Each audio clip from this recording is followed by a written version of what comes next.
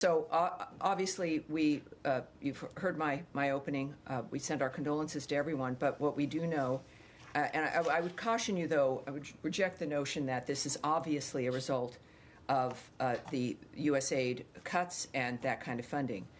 There are many different elements to this dynamic, and we're also certainly in the region. We're on the ground. I can say that it could be within, well, hopefully by this evening, that we will be added to the embassy's team's assessments of needs on the ground, and that will further inform our response. But keep in mind, of course, we've got a mission there and a team of people that these experts then will be joining.